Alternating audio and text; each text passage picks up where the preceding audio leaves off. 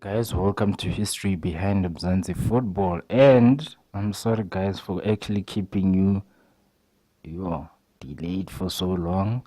It has been rough, but I'm back now. And we're going to wrap this thing up with the second part of the history of the Soweto Derby, part 2. Remember, guys, spoilers ahead. I'm going to actually cut down the story by categories so that I can explain to you by sort of like timeline. So let's get to it. In the world of football, we enjoy watching the beautiful game, whether it's in the comfort of our own home or in a stadium. But what happens when tragedy comes, sometimes shows up in mysterious ways? When there is joy, there's sometimes tragedy. The incident. In 13th January 1991, in Hoppenheim Stadium, there was an incident during a pre-season game between Kaizer Chiefs and Orlando Pirates, where the stadium had a capacity of 23,000, but about 30,000 fans were admitted and weren't separated to two clubs they supported that time. When the goal was scored by Chiefs, upholded by the referee, and Pirate supporters objecting the goal scored by Chiefs, Pirates fans started to throw rubbish at, should I say garbage, at Chiefs fans. And some Pirates fans attacked Chiefs fans by using welding knives. There was war and a stampede when fans tried to escape the brawl, were trampled to death against the riot control fence.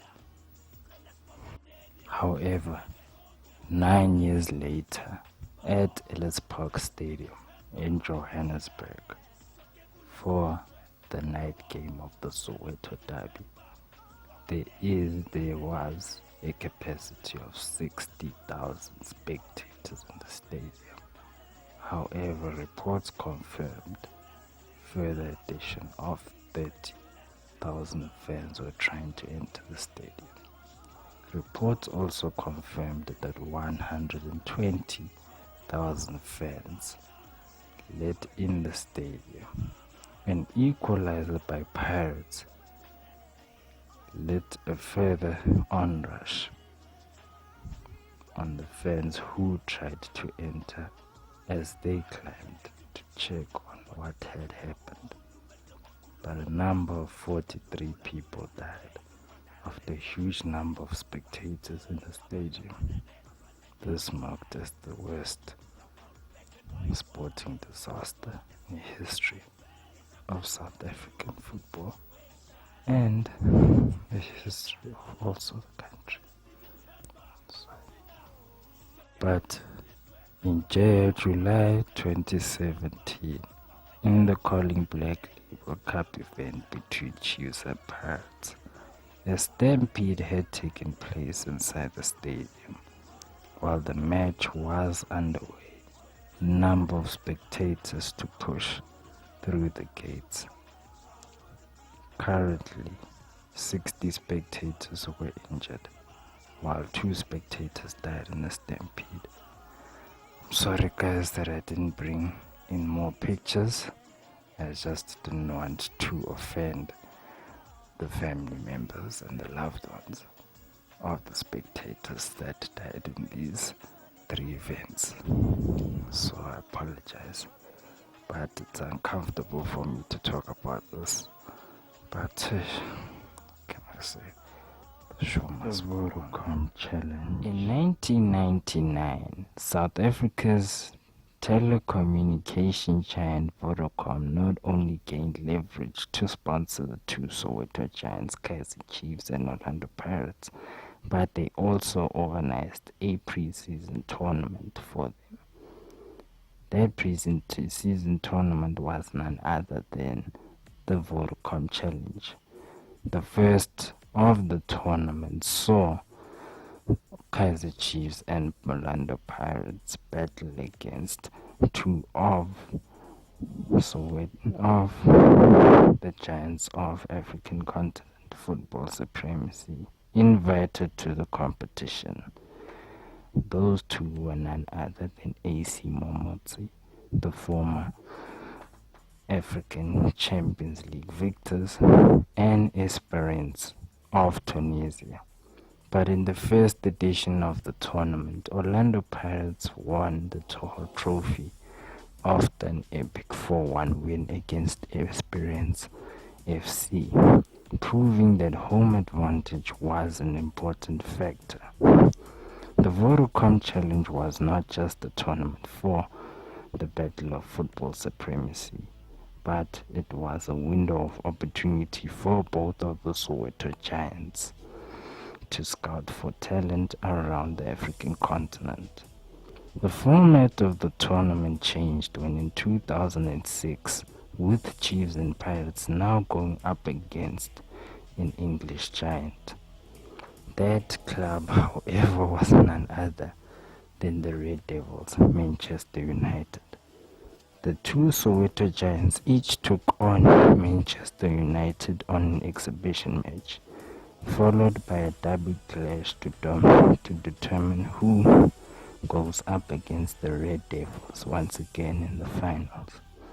However, Chiefs won the 2006 edition of the tournament by raising the new-looking trophy. However, in the following years of the tournament, Manchester United were not the only ones to face the Soweto Giants. Tottenham Hotspur and Manchester United's rival club Manchester City have been invited to face the Soweto Giants in many tournaments of the Vodacom Challenge. But it all came to an end when in 2011, Tottenham Hotspur walked away with the trophy by defeating Orlando Pirates in the finals of the last edition of the Vodacom Challenge. Black Label Cup is a one-day pre-season exhibition between the Soweto Giants.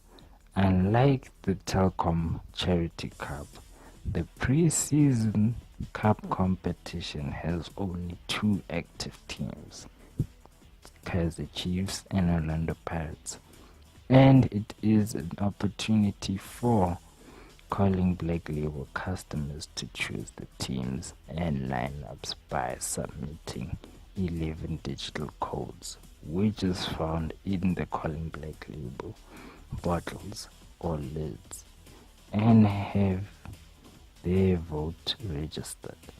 In addition, customers pick which substitution to make in-game by voting via text message.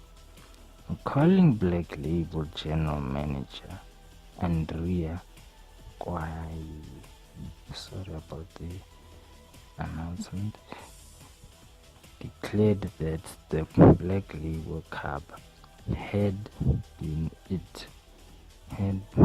been in preparation stages in 2010, one day prior to the statement regarding the cancellation of the Charity Cup, the Telkom Charity Cup.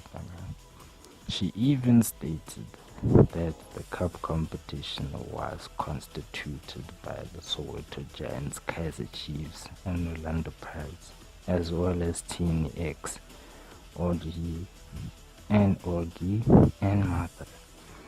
The first pre-season exhibition saw Pirates raise the trophy when they defeated Chiefs 4-3 in penalties, going global. In 2005, FIFA and gaming giant Electronic Arts, otherwise known as EA, announced that Kaizer Chiefs had been featured in FIFA 06 with feature clubs around the world, and In the next FIFA game, Pirates would be featured alongside Kaizer Chiefs. In March 9, 2012, the Soweto Derby has attracted interest from all over the world. The South African showpiece was set to be broadcasted by several countries. According to the host broadcaster SuperSport, the derby would be usable in 23.5 million households throughout the Caribbean, Latin American, Australian, and New Zealand.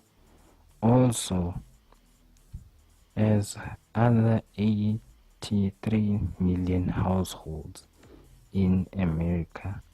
Also, the derby is shown throughout the Middle East, Southeast Asia, and North Africa.